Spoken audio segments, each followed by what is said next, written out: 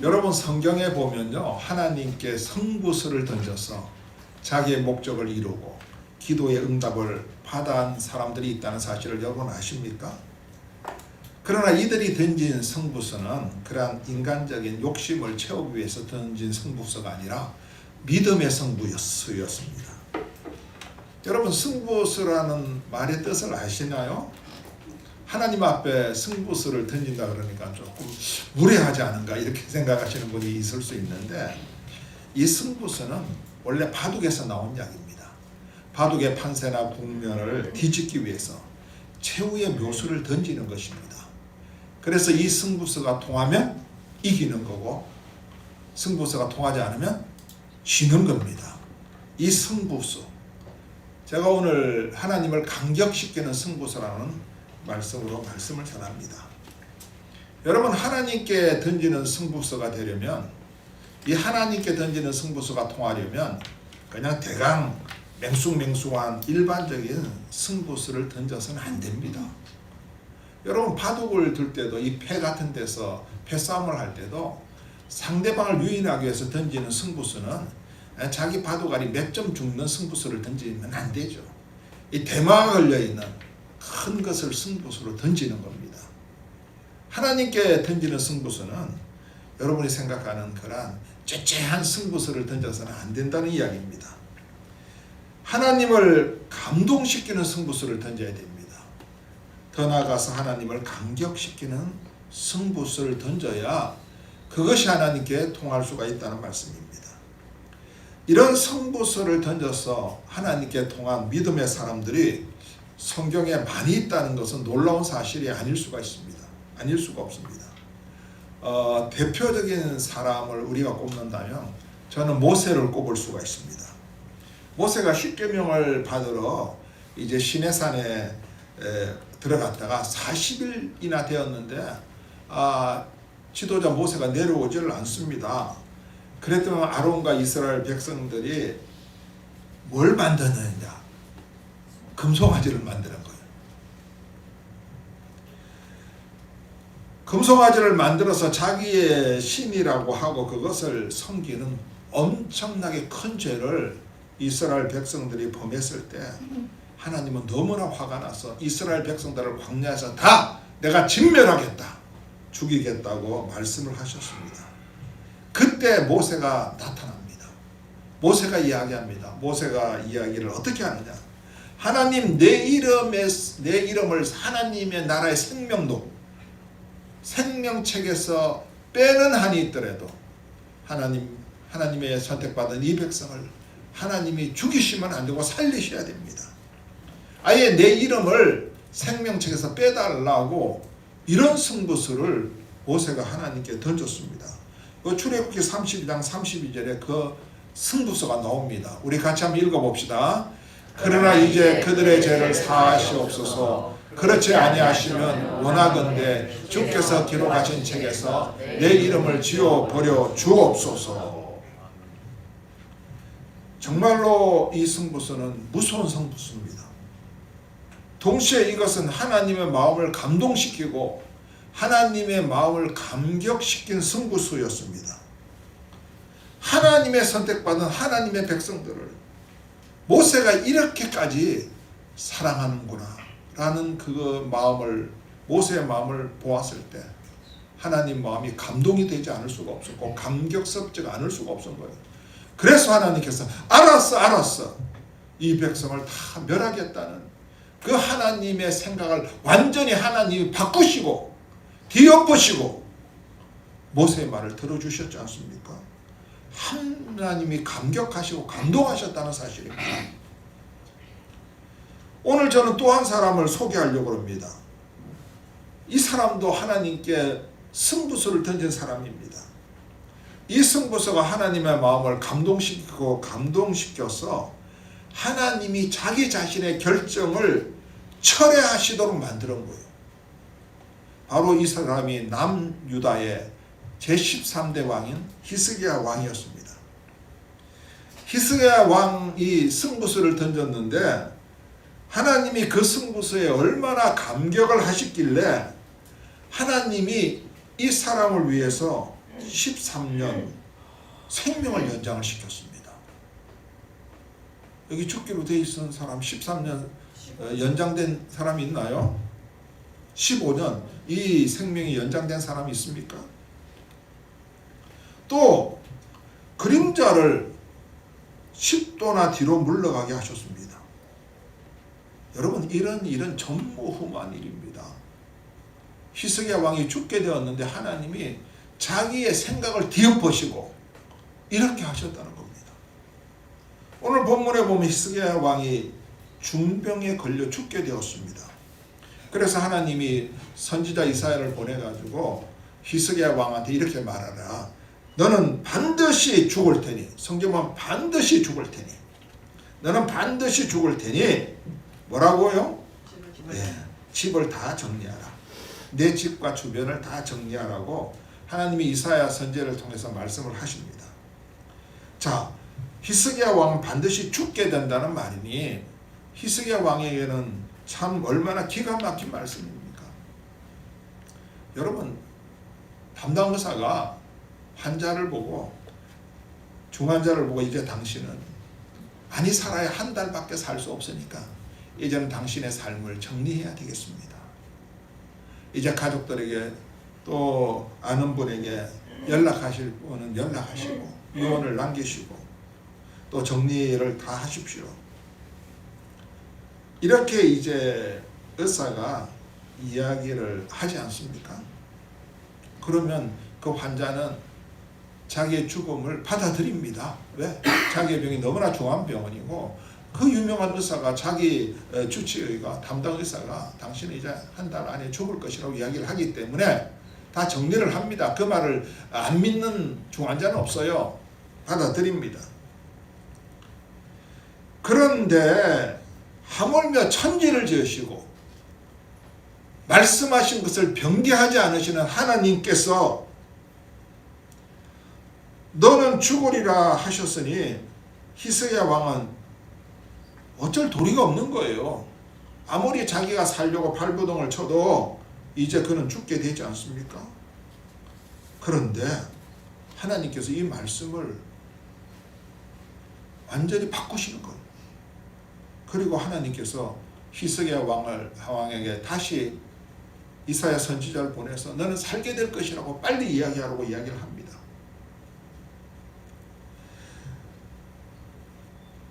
열왕기상 20장 1절에 보면 우리 같이 한번 읽어볼까요? 열왕기상 20장 1절 그때 히스기야가 병들어 죽게 되며 아모스의 아들 선지자 이사야가 그에게 나와서 그에게 이르되 여호와의 말씀이 너는 집을 정리하라 내가 죽고 살지 못하리라. 본문 4절을 한번 봅시다. 4절. 자, 4절에 보면 다시 한번 읽어봅시다. 여호와의 성읍 가운데 이사야가 성읍 가운데까지도 이르기 전에 여호와의 말씀이 그에게 임하여 이르시되 이사야 선지자가 하나님의 명령을 따라서 히스기야 왕이 당신은 죽을 것이라 선포하고 그 자리를 뜹니다. 그런데 하나님의 음성이 급하게 이사야 선지자에게 들립니다. 얼마나 급하게 하나님께서 이사야 선지자에게 명령을 했으면 성경을 보니까 히스기야 왕에게 당신은 죽을 것이다 말하고 난 뒤에 바로 이사야 선지자가 나와가지고 왕궁 안에 있는 중간뜰을 벗어나기도 전에 하나님이 급한 음성이 이사야 선지자에게 임한 거예요. 성읍 가운데 이르기도 전에 왕궁의 그 중간뜰을 이사야 선지자가 벗어나기 전에 하나님의 음성이 들린 거예요. 급한 음성이. 무슨 음성이라고? 다시 가서 히스기야한테 너는 살 것이라고 이야기를 하라는 겁니다. 여러분 도대체 무슨 일이 있었길래 한 번 말씀한 것을 바꾸지 않으시는 하나님께서 조금 전만 해도 뭐라 그랬죠? 너는 반드시 죽을 것이니 집안을 다 정리하라고 하신 그 하나님이 그 말씀을 취소하시고 이제 너는 내가 고치리니 넌 죽지 않고 낫게 되리라 이렇게 말씀을 하라고 하셨는가 하는 겁니다. 여러분 궁금하지 않습니까? 도대체 무슨 일이 있었길래 하나님께서 히스기야 왕에게 이렇게 격하게 감동을 받으셨을까? 도대체 히스기야의 무엇이 하나님을 이렇게 감격시켰느냐 하는 것입니다. 여러분, 그 이유가 무엇인지 궁금하지 않습니까? 우리는 정말 궁금하지 않을 수가 없습니다. 오늘 본문을 자세히 살펴보니까 히스기야의 기도의 자세가 하나님을 감동시켰다고 생각할 수가 있습니다. 물론 일리가 있습니다. 기도가 중요하고 기도의 자세가 중요합니다. 우리는 히스기야의 이 간절하고도 결사적인 이 기도를 배워야 합니다. 2절에 보니까 히스기야가 낯을 벽으로 향하여 하나님께 기도했다고 기록되어 있습니다. 여러분, 얼굴을 벽으로 향하여 기도했다는 건 이렇게 있다가 지금 이렇게 뒤돌아선 거예요. 벽을 향해. 여기 신하도 있고 여기 의도 있고 여기 가족도 있고 자기에게 정말로 좋은 말을 해줄 수 있는 사람들이 많이 있습니다. 그러나 이것을 다 뒤로 하고 벽을 바라본 거예요.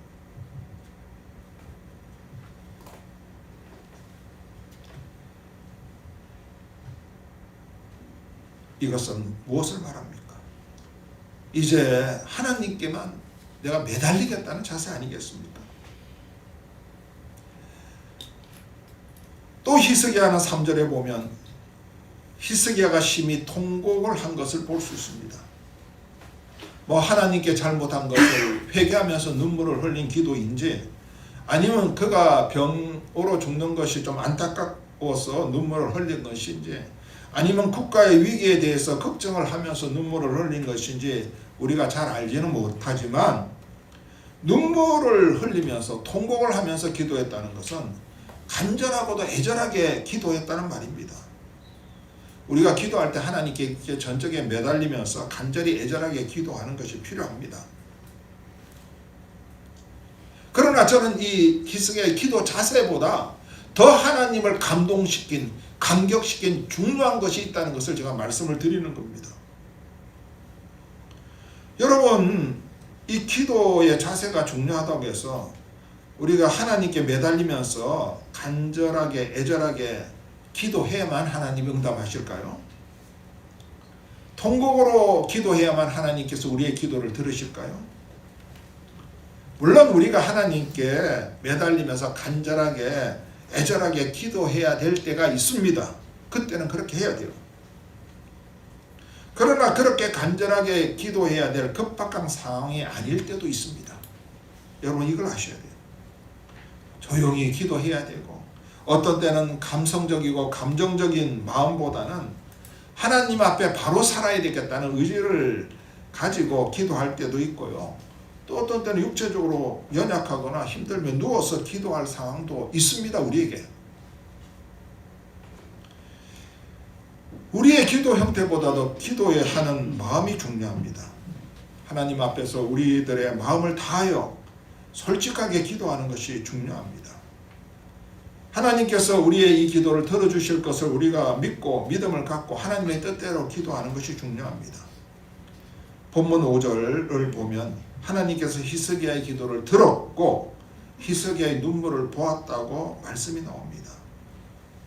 여러분, 히스기야의 간절한 기도의 자세와 통곡하는 기도의 자세를 보고 하나님께서 들은 것이 아니라, 이것이 승부수가 된 것이 아니라 히스기야의 간절한 눈물의 기도의 내용을 들으셨다는 거예요. 기도의 내용.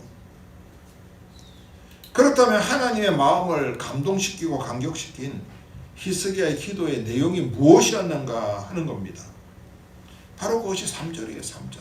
오늘 핵심 포인트가 3절입니다. 우리 본문 3절을 한번 읽어볼까요? 여호와여 구하오니 내가 진실과 전심으로 주 앞에 행하며 주께서 보시기에 선하게 행한 것을 기억하옵소서 하고 히스기야가 심히 통곡하더라. 여기서 세 가지를 제가 말씀드릴게요. 여기 본문을 좀 띄워놓으세요. 하나는 진실로라는 말입니다. 또 하나는 전심으로라는 말입니다. 또 하나는 하나님 보시기에 선하게 하겠다는 것입니다. 히스기야 왕의 무엇이 하나님을 감격시키는 승부수가 되었을까? 첫 번째로 진실로 주 앞에 행한 것입니다. 여러분 여기서 진실이라는 것이 뭐냐? 뭐 진실 게임 할 때 진실 그런 의미보다는 여기서 다른 성경의 번역본을 보면 이 진실이라는 말은 성실하게 충성스럽게 또는 진실하게라는 뜻을 갖고 있습니다. 히스기야 왕은 하나님 앞에서 모든 일을 할 때 이렇게 정성스럽게 일을 한 거예요. 성실하게 일을 하고 충성스럽게 일을 했음을 그가 지금 고백하고 있는 겁니다. 바로 이것이 하나님의 마음을 감동시키는 것입니다. 많은 사람들, 우리 성도님들이 하나님 앞에서 진실하고 또 하나님 앞에서 충성스럽고 성실하게 섬겨야 한다는 걸 다 알고 있습니다. 여러분들이. 그런데 그렇게 하지를 못하는 분들이 많습니다. 왜 그런지 아세요? 그렇게 하는 것이 쉽지 않기 때문에 그렇습니다. 부지런해야 돼요. 부지런해야 돼요. 또 시간과 물질과 정성을 투자해야 됩니다. 오늘 우리 친구 되시는 우리 두 집사님이 인천에서 오셨어. 인천에서 오시는데 시간이 많이 걸리지 않습니까? 한 2시간 반에서 3시간 가까이 걸렸어요. 우리 저 앞에 계시는 우리 백은희 성도님은 수원에서 왔습니다. 수원에서. 양평에서 오시는 분은 아직 못 오셨네요.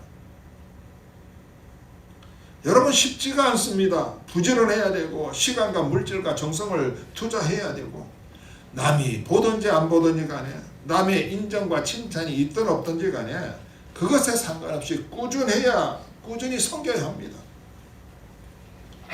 히스기야 왕이 이렇게 했다는 거예요. 이렇게 했다는 겁니다. 이렇게 하나님 앞에 진실하고 성실하게 충성스럽게 섬겼던 것이 하나님의 마음을 감동시킨 거예요. 지금 하나님 앞에 자기의 이 모습을, 이 자기의 삶을 승부수로 하나님께 내놓는 거예요. 하나님 이것을 보시옵소서. 두 번째로 히스기야 왕이 무엇이 하나님을 감격시킨 승부수가 되었느냐? 진심으로 주 앞에 행했다는 것입니다. 히스기야 왕이 전심으로 주님 앞에 행했다는 말은 온 마음을 다했다는 이야기예요. 여러분 이 성경 구절 알죠? 마음을 다하고 뜻을 다하고 힘을 다하여 주 너희 하나님을 섬겨라. 여러분 대강대강 하는 것이 아닙니다. 적당히 대충 하는 것이 아닙니다. 정말로 최선을 다해서 하는 것이 바로 전심으로 주 앞에 행하는 것입니다. 우리가 하나님의 일을 할 때 이렇게 전심으로 행할 때 하나님이 기뻐하시고 감동을 받는 것입니다. 다윗도 전심으로 하나님 일을 행한 사람입니다. 시편에 보면 다윗은 전심으로 하나님께 예배했고 다윗은 전심으로 하나님을 찬양했고 다윗은 전심으로 하나님께 감사했고 다윗은 전심으로 하나님께 간구했고 다윗은 전심으로 하나님의 말씀을 지켰다고 시편에 그렇게 기록되어 있습니다. 다윗이 그렇게 고백을 하고 있습니다. 그렇기 때문에 하나님은 다윗의 이러한 삶의 모습에 늘 감격하셨고 다윗을 가르쳐서 뭐라고 말씀하셨어요? 내 마음에 합한 자라고 말씀을 하셨던 것입니다. 또한 히스기야의 무엇이 하나님을 이렇게 감격시켰느냐? 세 번째로 주께서 보시기에 선을 행했다는 것입니다. 주께서 보시기에 선을 행했다. 히스기야 왕은 하나님 앞에서 하나님의 명령대로 선한 일을 많이 행한 사람입니다. 그 구체적인 것이 열왕기하 18장 3절에서 6절에 나옵니다. 한번 띄워주실래요? 같이 한번 읽어봅시다. 히스기야가 그의 조상 다윗의 모든 행위와 같이 여호와께서 보시기에 정직하게 행하여 그가 여러 산당들을 제거하며 주상을 깨뜨리며 아세라 목상을 찍으며 모세가 만들었던 노뱀을 이스라엘 자손이 이때까지 향하여 분향함으로 그것을 부수고 느수반이라 일컬었더라. 히스기야가 이스라엘 하나님 여호와를 의지하였는데 그의 전후 유다 여러 왕 중에 그러한 자가 없었으니 곧 그가 여호와께 연합하여 그에게서 떠나지 아니하고 여호와께서 모세에게 명령하신 계명을 지켰더라. 아멘. 우상을 깨뜨린 거예요. 역대 왕들이 못한 것을 히스기야가 한 거예요. 하나님 앞에서 선을 행한 것입니다. 또 5절에 보니까 이스라엘 하나님 여호와를 의지하는 거예요. 늘 그의 전후 유다 여러 왕 중에 그러한 사람이 없었다고 나옵니다. 또 6절에 보면 그가 여호와께 연합하여 그에게서 떠나지 않았습니다. 하나님을 떠나지 않았습니다. 그리고 여호와께서 모세에게 명하신 계명을 히스기야 왕이 다 지켰다는 이야기입니다. 하나님, 내가 이렇게 했습니다. 이렇게 하나님 앞에서 선을 행했습니다라고 고백을 하고 있습니다. 승부수를 던지고 있는 거예요. 우리가 하나님이 기뻐하시는 선을 행해야 합니다. 그것이 바로 하나님 말씀대로 순종해서 사는 것입니다.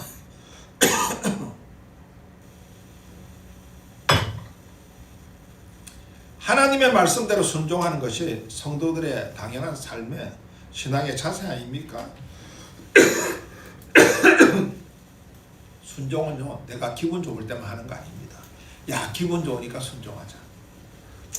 야, 내가 편하니까 순종하자. 편할 때만 하는 거 아니에요. 내가 잘 나갈 때만 순종하는 게 아닙니다. 내가 잘 되니까 하나님의 은혜구나. 요때 순종해야지. 내가 형통할 때만 하는 것이 순종이 아닙니다. 순종은 항상 하는 것입니다. 히스기야가 이렇게 항상 하나님께 순종했다는 것입니다. 여러분, 순종이 제사보다 낫다는 말씀 알고 있지 않습니까? 이스라엘 백성들이 광야길에서 하나님의 말씀에 순종하지 않았을 때 그들은 하나님이 약속하신 약속의 땅에 들어가지 못했어요.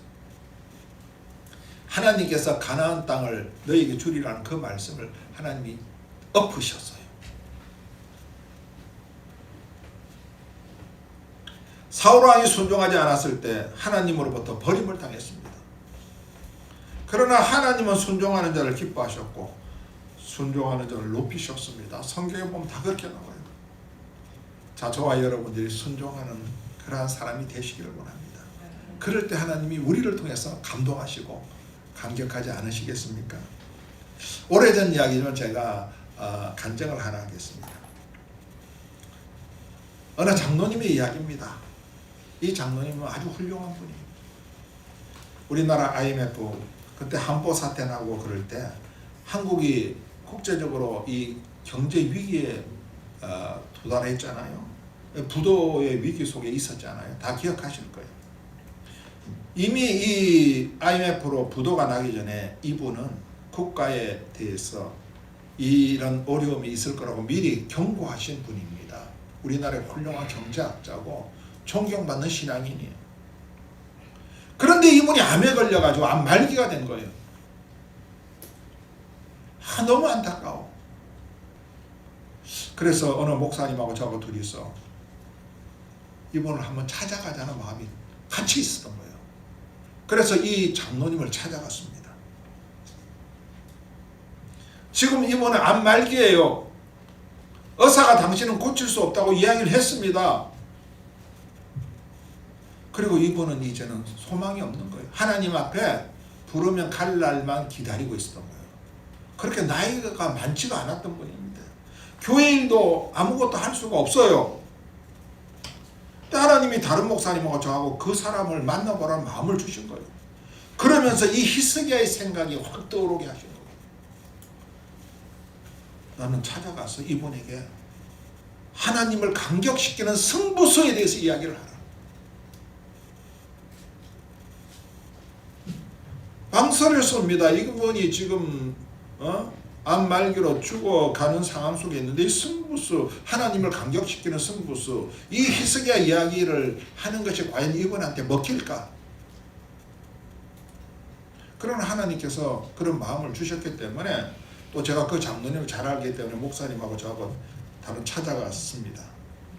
찾아가서 제가 히스기야의 이 하나님을 감격시키는 승부수, 이 히스기야 내용을 생각하면서 이 장로님이 이렇게 제가 승부수를 던지라고 보냈습니다. 장로님, 지금 당신은 의학적으로 살 수 없다고 의사가 선포했습니다.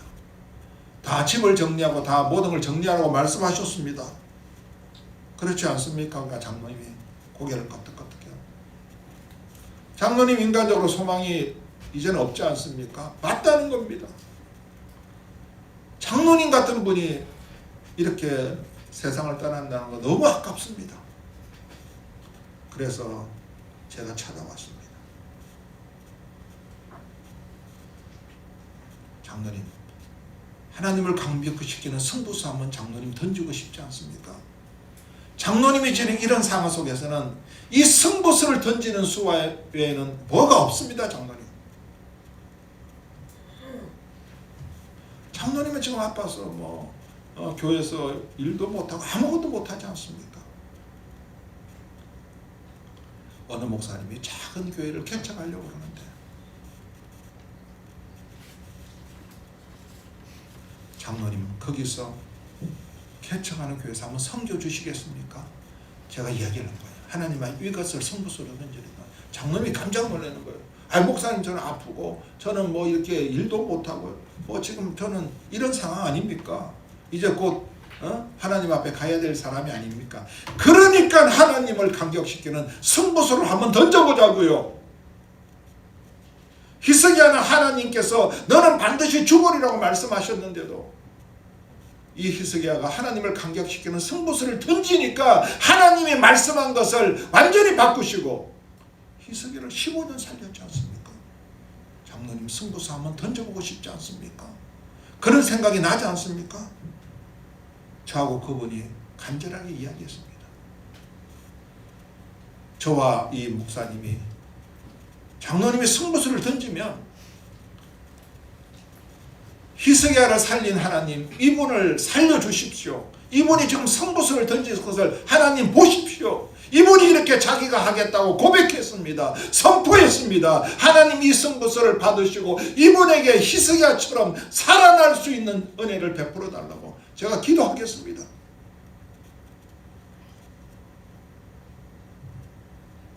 침묵의 시간이 흘렀습니다.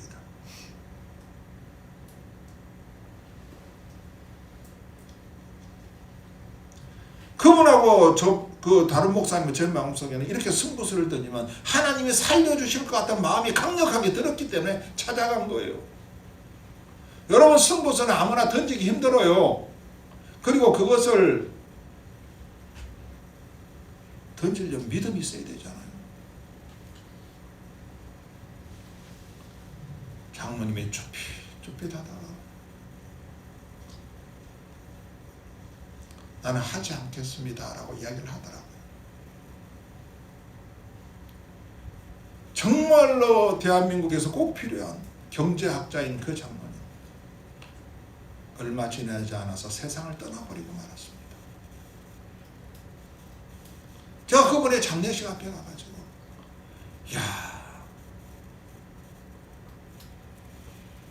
그 승부수 믿져야 본전인데 이래도 죽고 저래도 죽는다고 생각하면 하나님 앞에 승부수 한번 던지고 죽자라는 생각을 할 만도 한데 하나님께서 살려주실 수도 모르지 않습니까 여러분?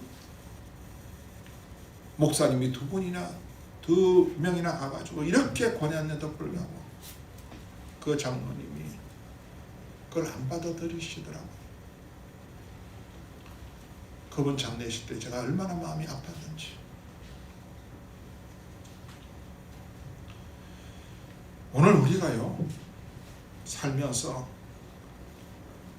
신앙생활 열심히 안 하고 대강철저히 하고 이렇게 하지 말고 히스기야처럼 정말로 하나님 앞에서 열심히 하나님을 기쁘시게 해드리자고요. 평소에.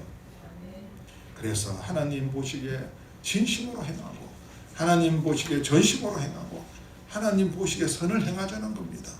이것을 쌓아놓자는 거예요. 쌓아놔야 나중에 위급할 때 하나님 앞에 이것을 승부수로 제시할 수 있지 않습니까? 많은 분들이 신앙생활 열심히 안 하다가 뒤늦게 어려움을 만나고 위기를 당하면 찾아오는 분이 많습니다. 목사님 우리 아들 살려달라고 우리 딸 살려달라고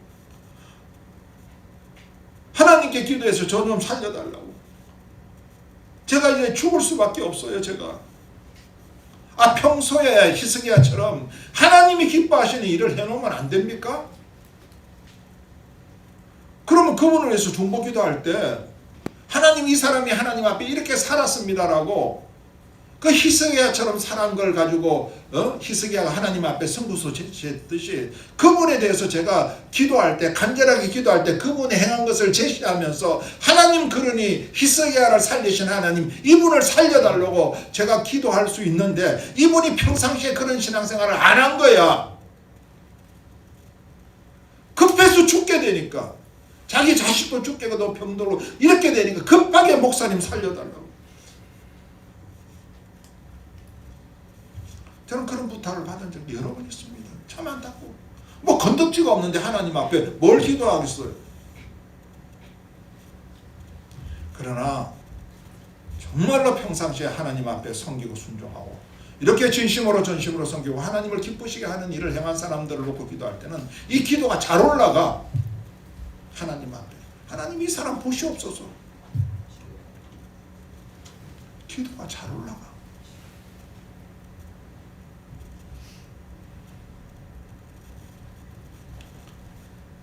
저와 여러분, 하나님도 우리와 같은 성정을 가지신 분이에요. 우리는 하나님의 형상대로 지음을 받았다는 것은 우리의 형상하고 하나님 형상하고 같다는 이야기예요. 성품적으로. 그러니까 하나님도 화를 내실 수도 있고, 하나님도 힘들어하실 수도 있고, 하나님도 감동하실 수가 있고, 하나님도 감격하실 수가 있는 분이십니다. 하나님을 기쁘시게 해드리면 하나님 감격하시고 감동하시는 거예요. 내가 너로 인하여 기쁨을 이기지 못한다. 저와 여러분, 금년에 정말로 히스기야처럼 하나님을 기쁘시게 해드린 일들을 많이 쌓아놓자고요. 우리가 참 이러한 하나님을 감격하고 감동함으로 말미암아, 감동시킴으로 말미암아 우리들 자신에게도, 또 우리들 가정에도, 우리 가족들에게도, 또 여러분이 섬기는 교회비에도 이런 히스기야가 경험한 놀라운 일들이 일어나는 그러한 축복들을 체험하는 저와 여러분이 되시기를 주님의 이름으로 축복하고 축원합니다.